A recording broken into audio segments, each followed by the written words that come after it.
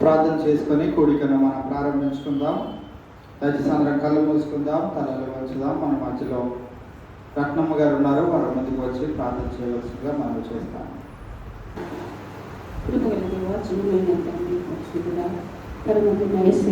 శుద్ధమైన బంగారు బాగా తండ్రి నుంచి ఇప్పుడు వరకు ప్రభా మమ్మల్ని మీ చల్లని లేకొచ్చాడు కాచు కాబట్టి ఇక సాయంకాల సమయంలో ప్రభా మీకు సిగ్గు ధ్యానాలను ధ్యానించుకున్నట్టు మమ్మల్ని నడిపించిన విధానాలను వందనాలు. అది కోడి వచ్చిన ప్రతి ఒక్క బిడ్డలో జీవించండి, ఆశీర్వదించండి ప్రభా. రాలేని బిడ్డలను మరి రావాలని ఆశీర్వదించిన ప్రతి ఒక్క బిడ్డలు సమయానికి వచ్చేటప్పుడు మీరే కృప చూపించమని ప్రార్థిస్తున్నాను ప్రభా. తండ్రి పాటలు పాడుచుంటూ పాటలు పాడే బిడ్డలకు మీకు చక్కటి స్వరాలను దయచేసి పాటల ద్వారా మీరు మహిమ పొందగలని ప్రార్థిస్తున్నాను ప్రభా. అదేవిధంగా ప్రభా యొక్క దేవదాసుడు వాక్యం ఇచ్చిన ప్రభా, ఆ వాక్యాల కొరకు మా హృదయాలను సిద్ధపరచుకొని వాటిని మేము భద్రపరుచుకుని బిడ్డలుగా మా వాక్యం ద్వారా మమ్మల్ని సర్చ్ చేసుకుని బిడ్డలుగా మమ్మల్ని ఉంచమని ప్రార్థిస్తున్నాను ప్రభా. ఎక్కడ ఇద్దరు కూడి మా నామాన్ని ధ్యానించడం వారి మధ్యలో నేను ఉంటానని సెలవిచ్చిందేవా నీకు స్తోత్రం చెల్లిస్తున్నాను ప్రభా. మా మధ్యలో నీ ఆత్మ నుంచి ప్రభా ఈ యొక్క కార్యక్రమం ప్రభా మీరే జయప్రదం చేయగలరని మా ప్రభా మమ్మల్ని మీ తట్టు చూసే బిడ్డలుగా మమ్మల్ని ఉంచుమని ప్రభా నీ అడుగుజాడల బిడ్డలు నడిచే బిడ్డలుగా మమ్మల్ని ఉంచుమని ఈ యొక్క కొద్ది ప్రార్థనని వాత్సని చేర్చుకోమని మా ప్రభు అయిన యేసుక్రీస్తు పరిశుద్ధ నామంలో ప్రార్థించబడుతున్నాను స్వామి.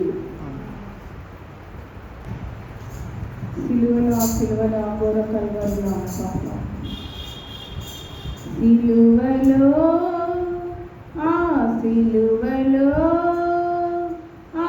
ఘోర కల్వరిలో తులువల మధ్యలో వేలాడిన యేసయ్యా, తులువల మధ్యలో వేలాడిన యేసయ్యా, బలి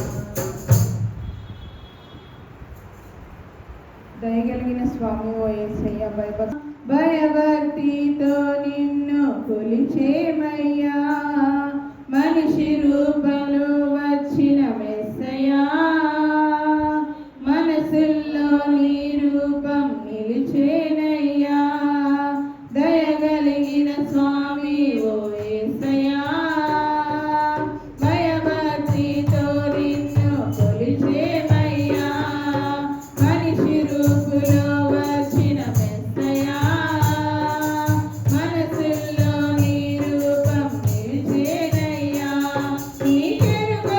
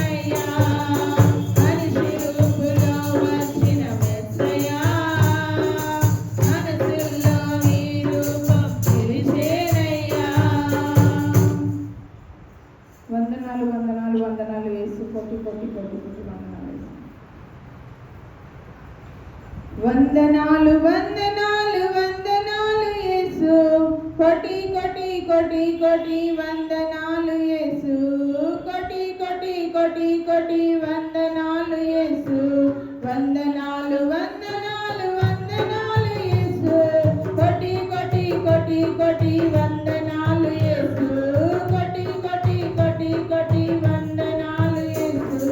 రక్తమిచ్చినావు, ప్రాణమిచ్చినావు, జీవమిచ్చినావు, వందనాలు.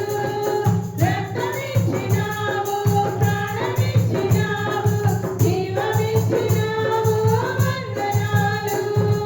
పరమున నాపై విడచి వచ్చావు, ఏమని నీ ప్రేమ వర్ణించును. పరమున నాపై విడచి వచ్చావు, ఏమని నీ ప్రేమ వర్ణించును. వందనాలు వందనాలు వందనాలు యేసు, కోటి కోటి కోటి కోటి వందనాలు యేసు, కోటి కోటి కోటి కోటి వందనాలు యేసు. రక్తమిచ్చినావు, స్వస్థమిచ్చినావు, విడుదలిచ్చినావు, వందనాలు. రక్తమిచ్చినావు, స్వస్థమిచ్చినావు, విడుదలిచ్చినావు, వందనాలు. విమోచన కార్యం నాకై చేశావు, నిన్నే నేను మహిమపరతును. విమోచన కార్యం నాకై చేశావు, నిన్నే నేను మహిమపరతును. వందనాలు వందనాలు వందనాలు యేసు, కోటి కోటి కోటి కోటి వందనాలు యేసు, కోటి కోటి కోటి కోటి వందనాలు యేసు. వరములిచ్చినావు, ఫలములిచ్చినావు, శక్తినిచ్చినావు, వందనాలు. వరములిచ్చినావు, ఫలములిచ్చినావు, శక్తినిచ్చినావు, వందనాలు. ఆత్మదేవుని భూమికి పంపావు, అనుదినము నిన్నే సేవిస్తును. ఆత్మదేవుని భూమికి పంపావు, అనుదినము నిన్నే సేవిస్తును. వందనాలు వందనాలు వందనాలు యేసు, కోటి కోటి కోటి కోటి వందనాలు యేసు, కోటి కోటి కోటి కోటి వందనాలు యేసు. ఎవరైనా ప్రత్యేకమైన పాట పాడాలని ఆశ కలిగినట్లయితే సమయాన్ని ఇస్తా ఉన్నాం. దయచేసి సమయాన్ని సద్వినియోగం చేసుకోవాలని మనం చేస్తాము.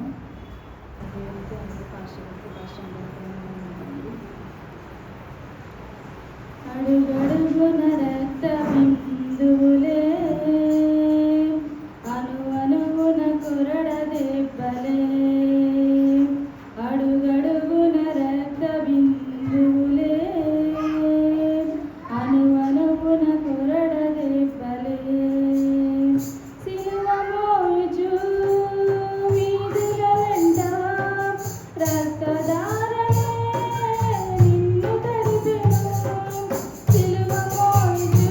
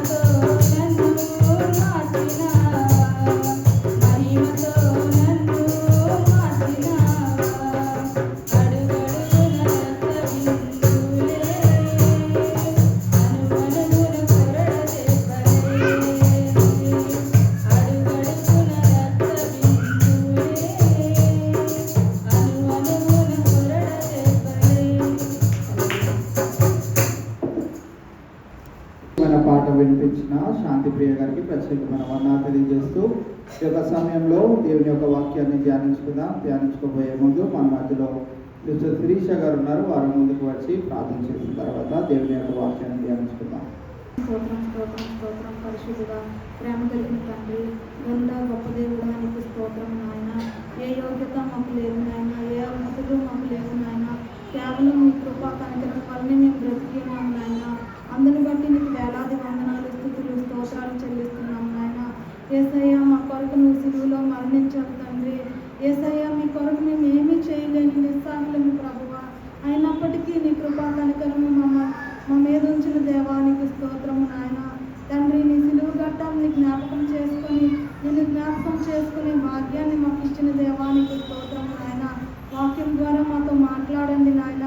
పాటల ద్వారా నువ్వు గణపరచబడినందుకు నీకు స్తోత్రాలు నాయన. యేసయ్య, నీకు స్తుతులు స్తోత్రాలు చెల్లిస్తున్నాం నాయన. యేసయ్య నామం పేరిట ఈ చిన్న ప్రార్థన అడిగి వేడుకలు పొందుకొని ఉన్నాము తండ్రి. ఆమేన్.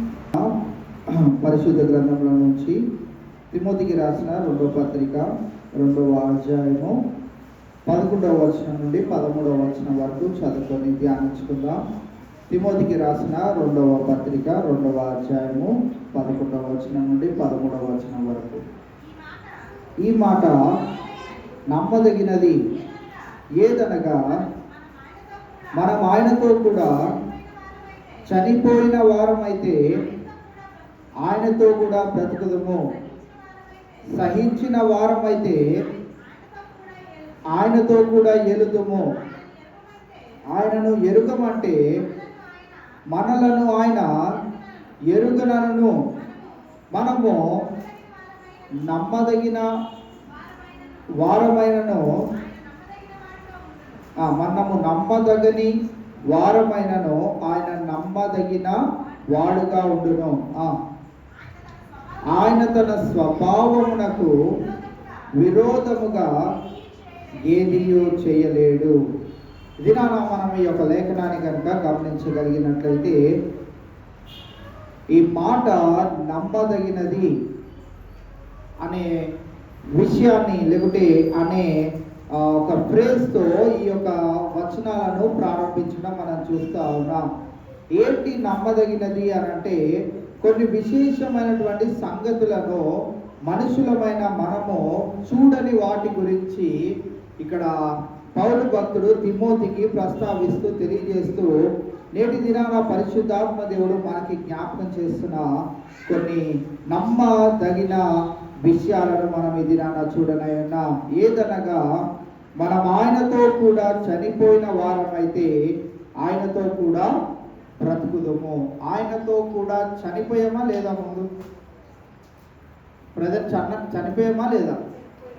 చనిపోయాం. బాప్తిజం తీసుకున్నప్పుడు మనకి దైవజనులు అదే చెప్తారు, నీవు ఇప్పుడు నీ పాపపు జీవితం అంతటిని ఈ పాపపు లోకానికి మృత్యువుగా చేసి తిరిగి నూతనముగా యేసుక్రీస్తు ప్రభువారి యొక్క రక్తములో నీవు నూతన పరచబడుచున్నావు అనే విషయాన్ని చెప్పడం మనం బాప్తిజం తీసుకున్న టైంలో గమనించి ఉండవచ్చు. కావున మనం ఆయనతో కూడా చనిపోయిన వారం అయితే ఆయనతో కూడా ఇది ఒక శ్రేష్టమైన విషయాన్ని ఇది మనము ఈ యొక్క వచనంలో నుండి చూడగలుగుతా ఉన్నాం. ఆయనతో మనము చనిపోయిన వారం అయితే ఆయనతో కూడా మనం ఖచ్చితంగా బ్రతుకుతాం. ఆయన ఈ లోకంలోనికి వచ్చి చనిపోయాడా? చనిపోయాడు. ఆయన తిరిగి జన్మించాడా? జన్మించాడు. ఇప్పుడు చనిపోయి ఉన్నాడా? బ్రతుకున్నాడా? బ్రతికే ఉన్నాడు. ఎప్పుడు వరకు బ్రతుకుంటాడు? ఎప్పుడు వరకు బ్రతుకుంటాడు? ఇంకా యుగ యుగాలు, ఇంకా చావే లేదు. చెప్పాలంటే ఇంకా చావు లేదు. ఈవేళ మనం గమనించినట్లయితే మనకైతే మరణం ఉంది. మనకైతే ఏముంది? మరణం ఉంది. ఒకానొక దినాన మరణాన్ని ఎదుర్కోవాల్సిన వారమై ఉంటా ఉన్నాం. ఒక స్పిరిచువల్ లైఫ్లో ఒక మరణాన్ని మనం ఆల్రెడీ జయించి ఉన్నాం. మరి పాపపు లోకంలో నుండి మనము నిజమైన బ్రతుకులోనికి, విశ్వాస జీవితంలోనికి మనం రావడం మనము కనుగొని ఉన్నాం బాప్తిజం ద్వారా. ఇక్కడ మనం గమనించినట్లయితే మనం ఆయనతో కూడా చనిపోయిన వారం అయితే ఆయనతో కూడా బ్రతుకుదుము. ఇది ఎలాంటి మాట అంట? ఎలాంటి మాట? నమ్మదగిన మాట. ఎవరైనా చెప్పారా మీకు ఇలాంటి మాట ఎప్పుడైనా?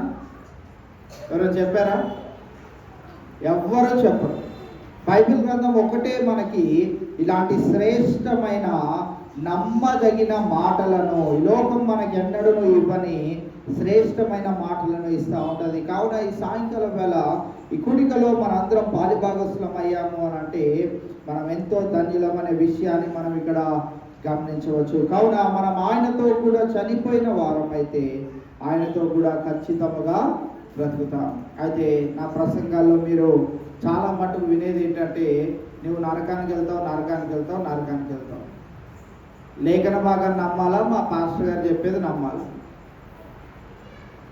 నిన్నటి దినాన నేను ఈ మరణాన్ని గురించి చెప్తూ, ఈ విశ్వాసి, నిజమైన విశ్వాసి ఎవరైతే ఉంటారో వారి తప్పిదములను తెలుసుకొని సరిచేయబడుతూ ముందుకు వెళ్తూ ఉంటారు. ఇంకా ఆ తప్పు నేను ఎప్పటికీ చెయ్యను దేవా అని ఆయన పాదాల చెంత మొరపెట్టుకొని ఆ తప్పిదం ఇంకా వారి జీవితంలో చేయకుండా ముందుకు వెళ్తూ ఉంటారు. మీరు మామూలుగా గమనిస్తే ఈ లోకంలో మనం చూసినట్లయితే ఒక టెర్రరిస్ట్గా ఉన్నా, ఒక దొంగగా ఉన్నా, విశ్వాసిగా మార్చబడితే వారిని కూడా దేవుడు క్షమిస్తాడు. కానీ వాడు టెర్రరిస్ట్గానే చనిపోయాడు, దొంగగానే చనిపోయాడు అనుకోండి, వాడికి ఖచ్చితంగా పాతాళమే.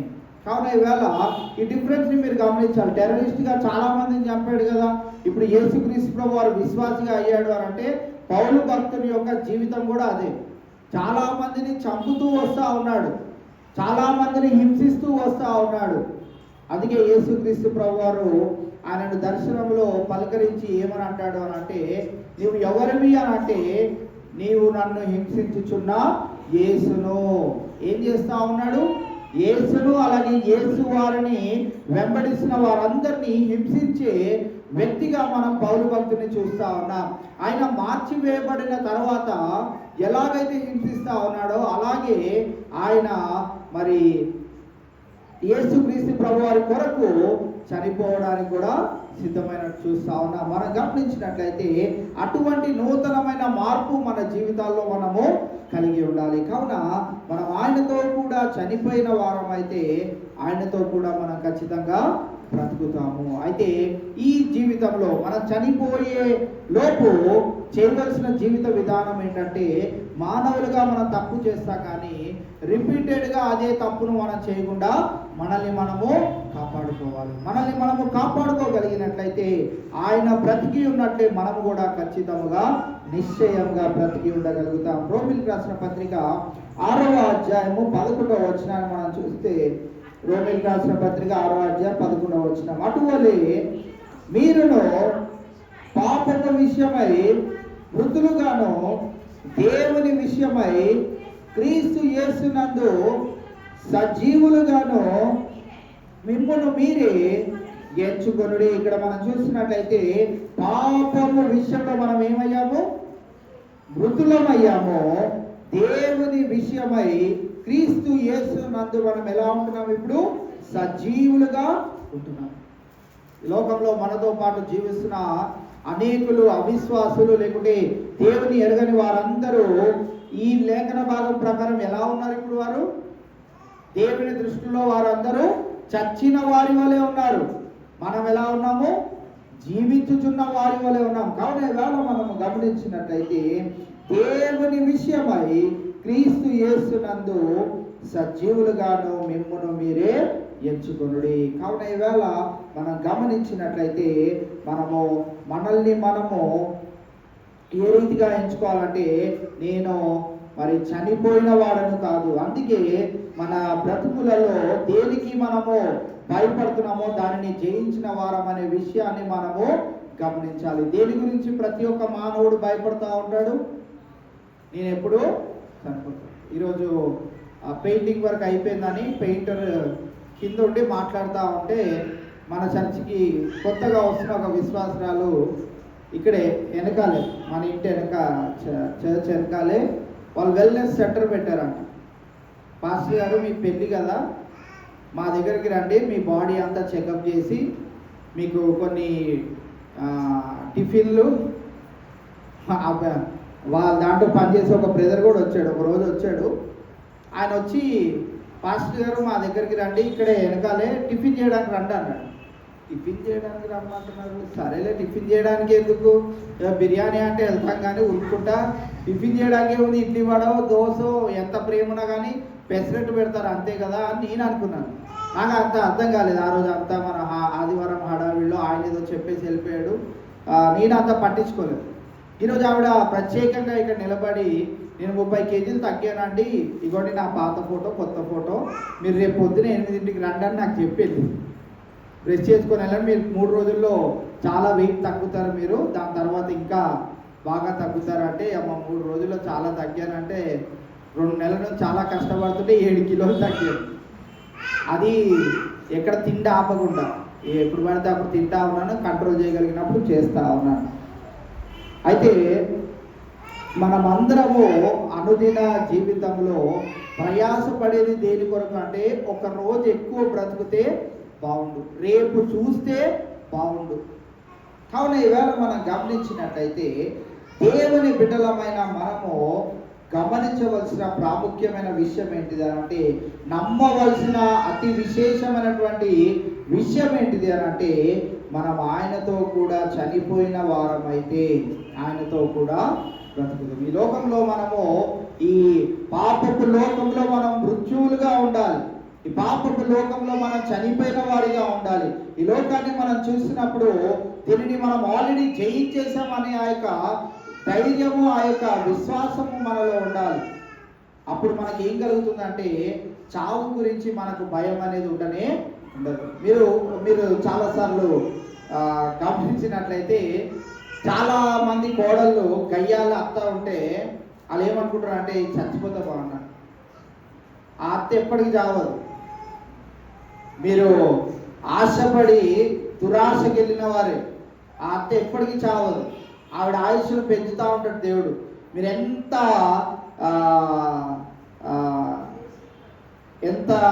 మీరు చెడ్డ ఆలోచనతో ఉంటారో దేవుడు అంత ఆయుష్ను పెంచుతూ ఉంటాడు. మా అత్త పోతే బాగుండు అంటారు, ఆ అత్త ఎప్పటికీ పోదు. గమనించాడు, చాలా మంది జీవితాల్లో చూస్తారు, ఇంకా ఈమె చావే రాదు అని అనుకుంటే హఠాత్తుగా పోదు. ఈవిడేంటి ఇలా చనిపోయింది అనుకుంటారు. సో నేను అలా ఇప్పుడు వదిలేయాలేమో అని అనుకోకండి, నేను క్యాజువల్ విషయాన్ని చెప్తా ఉన్నాను. మనము ఈ లోకములో కూడా గమనించినట్లయితే, ఈ లోకముతో మనం ఎలా ఉండాలంటే, చనిపోయిన వారి వల్లే మనం జీవించాలి. మనకి కూడు గుడ్డ తిండి, కూడు గుడ్డ షెల్టర్ ఇల్లు, ఈ 3 మనల్ని కాపాడేవే గనక ఆ 3 మనకు ఉన్నవా లేదా అనేది మనం చూసుకుంటూ ఈ లోకంలో మనం జీవించవలసిన వారమై ఉంటా ఉన్నాం. ఆయనతో కూడా చనిపోయిన వారమైతేనే ఆయనతో కూడా మనం ఏం చేయబడతామో, బ్రతకబడతాము. రెండవదిగా మనం చూసినట్లయితే, సహించిన వారమైతే ఆయనతో కూడా ఏలుదుము. ఏమి సహించాలి? ఇప్పుడు ఏమి సహించాలి? ఈ లోకంలో ఉన్న శ్రమలను సహించాలి, ఈ లోకంలో ఉన్న బాధలను సహించాలి, ఈ లోకంలో ఉన్న వేదనలను సహించాలి, ఈ లోకంలో ఉన్న మన కష్టాలన్నింటినీ కూడా సహించుకోవాలి. ఎందుకనంటే వీటన్నిటిని మనం దాటిన తర్వాత దేవుని అద్భుత కార్యం ఒకటి మన జీవితాల్లో నెరవేర్చబడనై ఉన్నది అనే విషయాన్ని ఎవరమైతే మనం గ్రహిస్తామో, మనం ఏం చేయబడతామంట, ఆయనతో కూడా ఏలుతాము. కావున ఈవేళ మనం చూసినట్లయితే, సహించిన వారం అయితే ఆయనతో కూడా ఏలుదుము. రోమీయులకు రాసిన పత్రిక 8వ అధ్యాయము 17వ వచనాన్ని మనం చదివితే, మనము పిల్లలమైతే వారసులము, అనగా దేవుని వారసులము, క్రీస్తుతో కూడా మహిమ పొందుటకు ఆయనతో శ్రమపడిన ఎడల క్రీస్తు తోడి వారసులము. కావున మనం చూసినట్లయితే, మనం పిల్లలమైతే వారసులము, అనగా దేవుని వారసులము. ఎలాగవుతామంట దేవుని వారసులము? క్రీస్తుతో కూడా మహిమ పొందుటకు ఆయనతో కూడా శ్రమ పడిన ఎడల, ఆయనతో మనము శ్రమ పడిన ఎడల, ఆయన నిమిత్తమై మనం శ్రమ పడిన ఎడల, ఆయన గురించి మనం శ్రమ పడిన ఎడల, ఆయన గురించి మనం కష్టపడిన ఎడల, ఆయన గురించి మనము శ్రమ పడిన ఎడల, ఆయన గురించి మనము ఏ విధమైనటువంటి పరిచర్య పనిలో మనం భారం అనుకోకుండా చేసిన ఎడల, ఇన్ని ఉన్నాయి. దేవుని కొరకు మనం చేసే పనులలో ఇన్ని ఉన్నాయి. వీటన్నిటిలో మనం ఒకవేళ శ్రమ పడిన ఎడల, ఇప్పుడు ఈ సాయంత్రం ఈ కూడికకి రావాలంటే శ్రమనా లేకుంటే ఆనందమా? రావాలని ఉన్న వాళ్ళకి ఆనందమే. కానీ ఈ పర్టికులర్ టైం 7:30 to 8:30 అన్నారు, 8:30 ముగించేస్తే బాగుండు అని అనుకుంటామా లేదా? ఎందుకంటే ఇక్కడ నుంచి మనం మళ్ళీ ఇళ్ళకి వెళ్ళేటప్పటికి 8:45 ఎంత అవుతుంది. అప్పుడు ఇంటికి వెళ్ళి తిని మళ్ళీ రేపటికి అన్ని ప్రిపరేషన్ చేసుకోవాలి.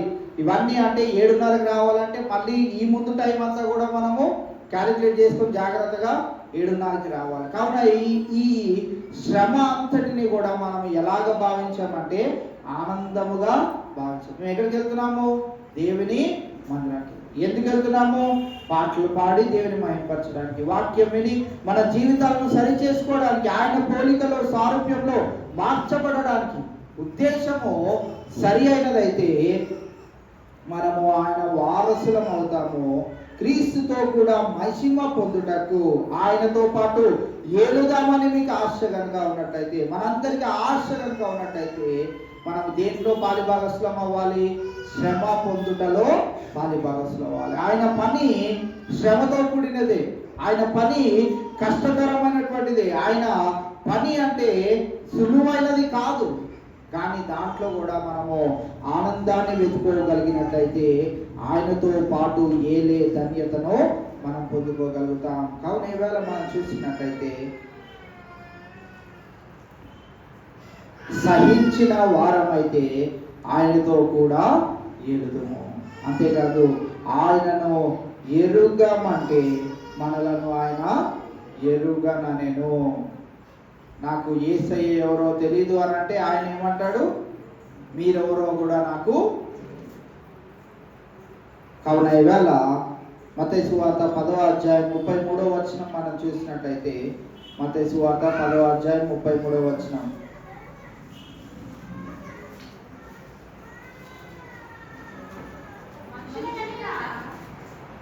మనుషుల ఎదుట ఎవడు నన్ను ఎరుగననో వాటిని పరలోకమందున నా తండ్రి ఎదుట నేనును ఎరుగనందును. ఇక్కడ మనం గమనించినట్లయితే మనుషుల ఎదుట ఎవడు నన్ను ఎరుగననునో వానిని పరలోకమందున నా తండ్రి ఎదుట నేనును.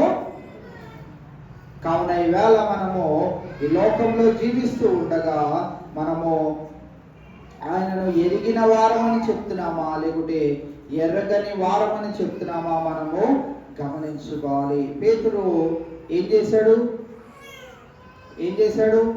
యేసుక్రీస్తు ప్రభువారు ఏదైతే చెప్పాడో 3 సార్లు నా గురించి పంపుతానని ఏ మాట అయితే చెప్పాడో అలానే పేతురు 3 సార్లు ఆయన ఎవరో నాకు తెలియదు, ఆయన ఎవరో నాకు తెలియదు, ఆయన ఎవరో నాకు తెలియదు అని అన్నాడు. కావున ఈవేళ మనం గమనించినట్టయితే పేతురుకే దేవుడిచ్చిన, యేసుక్రీస్తు ప్రభువారు ఇచ్చిన బాధ్యత కూడా మనం గమనించినట్లయితే ఆయనను 3 సార్లు ఒక విషయాన్ని అడుగుతాడు. నీవు నన్ను ప్రేమించుచున్నావా? నన్ను ప్రేమించుచున్నావా అయితే నా మందను కాయు. రెండోసారి మళ్ళీ అడుగు, నీవు నన్ను ప్రేమించుచున్నావా? నా మందను కాయు. మూడోసారి మళ్ళీ అడుగు, నీవు నన్ను ప్రేమించుచున్నావా? అయితే నా మందను కాయు. అదే పేతురు 3 సార్లు ఏమంటాడు? ఆయన ఎవరో నాకు.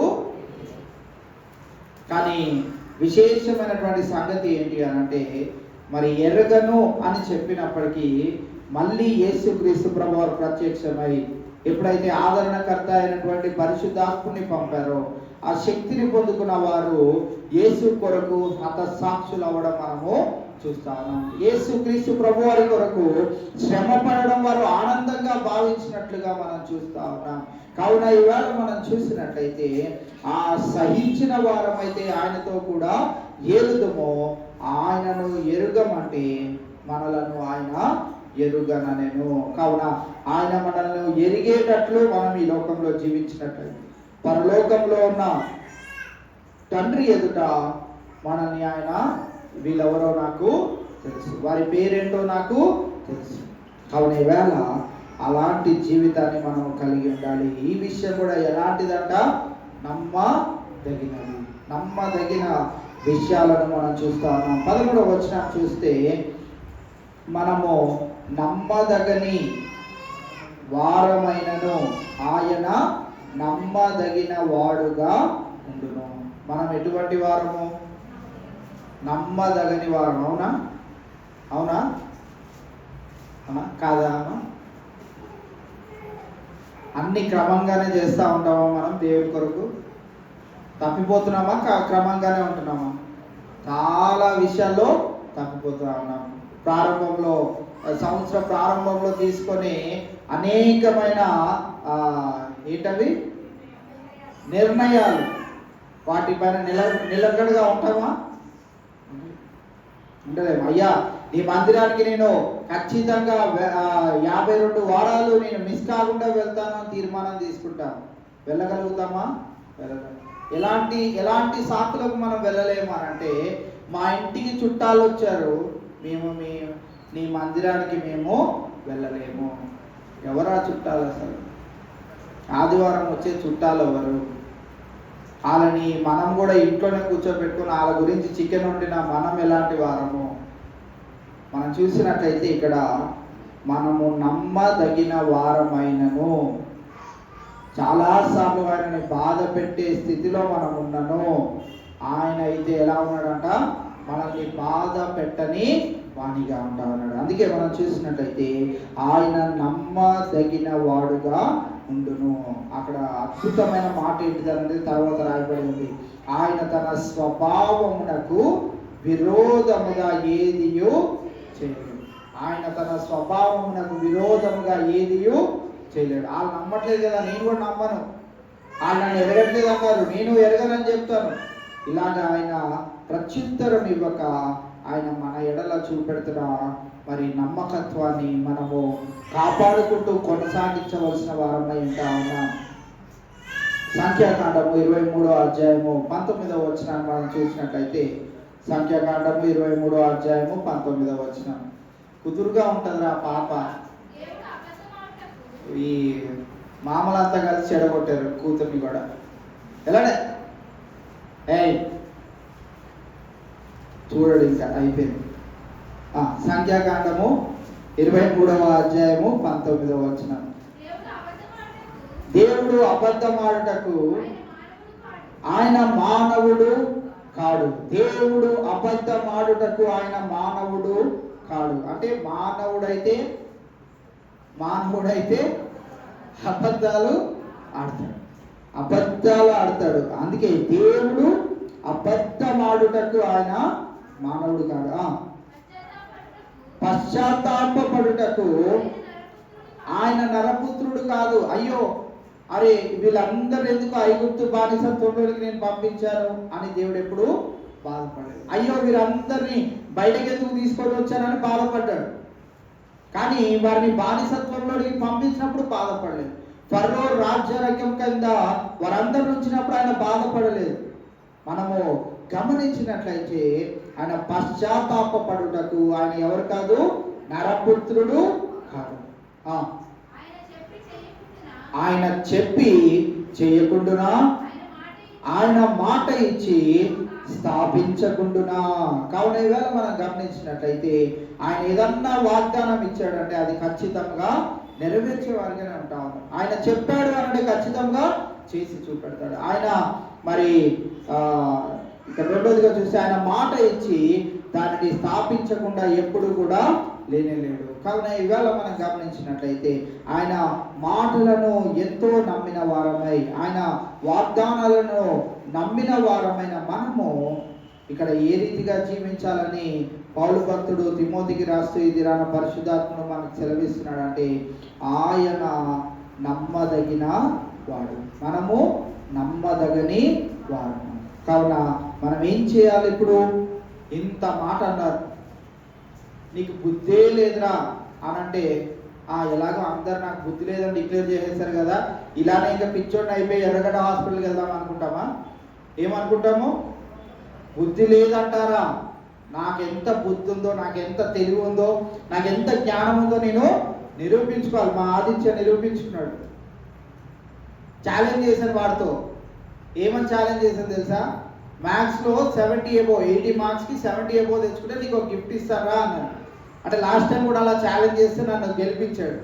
అదే నమ్మకంతో మళ్ళీ చెప్పాను, వీళ్ళు జ్ఞానం లేదులే బుద్ధి లేదులే అనుకొని ఛాలెంజ్ చేసి పొరపడ్డాను.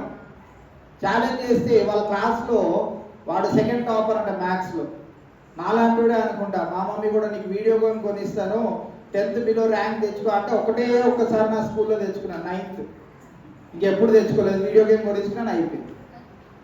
మావాడు కూడా ఎప్పుడు గిఫ్ట్లు ఇస్తూ ఉండాలేమో. ఇంకా 74 మార్క్స్ తెచ్చుకున్నాడు. అంటే ఏం నిరూపించాడు? నువ్వు అనుకున్నది తప్పు, నీవు నన్ను అబద్ధికుడు అంటున్నావు అది తప్పు, నీవు నన్ను పాపి అంటున్నావు అది తప్పు, నన్ను నేను నిరూపించుకుంటాను అయ్యా నీ ఎదుట అని మనము మరి ఆయన నమ్మదగిన వారిగా ఉంటున్నప్పుడు మనము కూడా నమ్మకస్తుల వలె మనల్ని మనము నిరూపించుకుంటూ మన జీవితాన్ని మలుచుకుంటూ ముందుకు కొనసాగవలసిన వారమై ఉంటాము. రోమిలకు రాసిన పత్రిక 3వ అధ్యాయము 3వ వచనాన్ని మనం చూసినట్లయితే,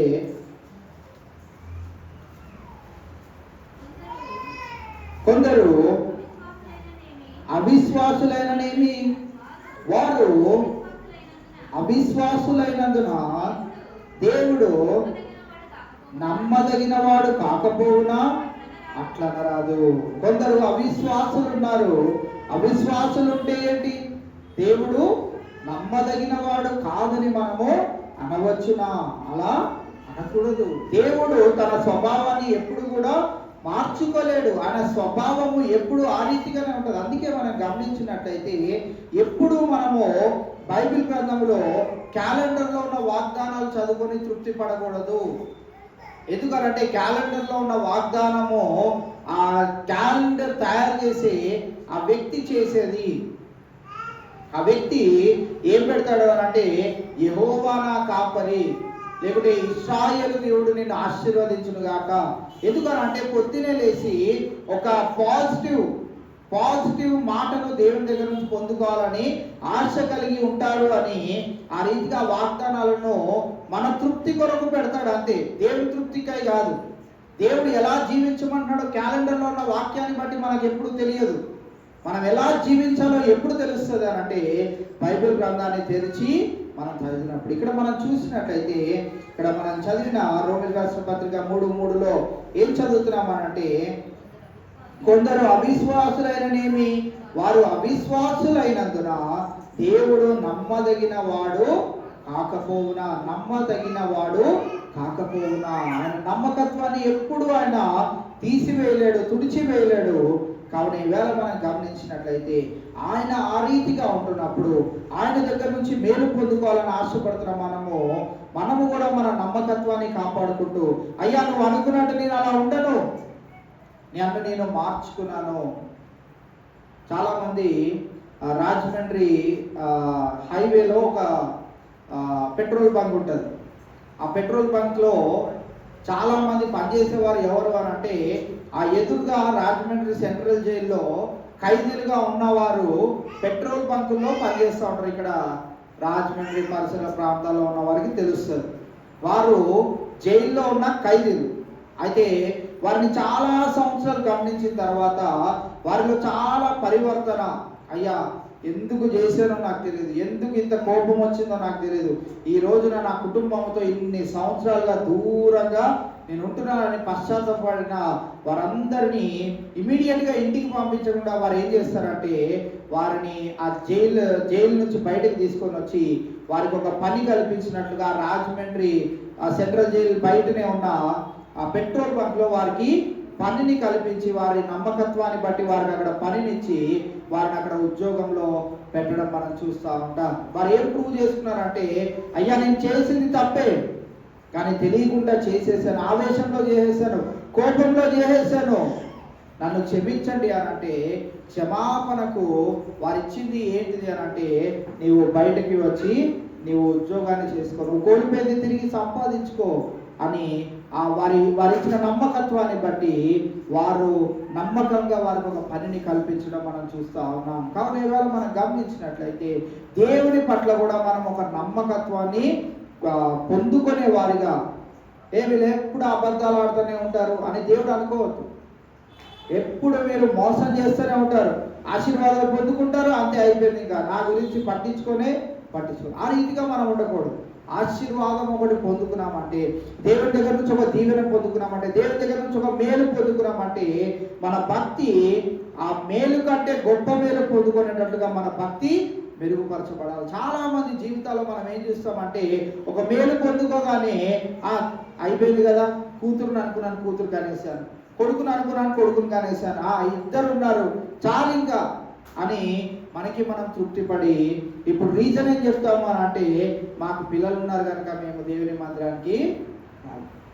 ఇదిరా నా ఈ అక్కలు ముగ్గురు మన ఎదుటున్న సాక్ష్యాలు, అది చాలా డిస్టర్బింగ్గానే ఉంటుంది. జయక్క సురేష్ జయ గారు వాక్యం చెప్పడానికి ఆశపడుతున్నారు, కానీ వాళ్ళు చెప్పిన రీజన్ ఏంటంటే, నిసిబాబు నీలాగా నేను నిలబడి వాక్యం చెప్పడానికి నాకు ఆశ ఉంది, కానీ పిల్లలు నిన్ను లాగినట్టు నన్ను లాగితే నేను ఏం చెప్పలేను, నేను అసలే చాలా భయంతో అక్కడ నుంచుంటాను, అలా నన్ను లాగారనుకో డిస్టర్బ్ చేశారంటే నేను ఏం చెప్పలేను అని వారు అనడం జరుగుతూ ఉంది. వాళ్ళు అటు ఇటు తిరుగుతూ ఉంటే నాకు ముచ్చటగా ఉంటుంది, కానీ నాకు ఏం డిస్టర్బింగ్గా ఉండదు. ఇక మా ప్రేమ్ స్వరూప్ ప్లేస్ ఆడాడంటే డిస్టర్బింగ్గా ఉంటుంది, వాడు ఎక్కువ అల్లరి చేస్తూ ఉంటాడు, వాళ్ళు బాగానే ఉంటారు, వాళ్ళు అరిసినా కానీ పర్వాలేదు, కానీ ఆ ప్రేమ్ స్వరూప్ కాస్త డిస్టర్బ్ చేస్తూ ఉంటాడు. ఏదేమైనప్పటికీ నేను చెప్పాలనుకుంటుంది ఏంటి అని అంటే, మన దేవుడు తన స్వభావమునకు విరోధముగా ఏదియూ చేయలేడు. ఆయన ఏదియూ చేయలేనప్పుడు ఆయనను ఎరిగి ఆయన యందు నమ్మిక ఉంచి, ఆయనే నాకు మేలు చేయాలని, ఆయనే నా కుటుంబాన్ని బాగు చేయాలని, ఆయనే నన్ను స్వస్థపరచాలని, ఆయనే నాకున్న సమస్యలన్నింటి నుంచి విడుదల కలుగు చేయాలని ఆశపడిన మనము ఎలాంటి జీవితాన్ని జీవించాలి?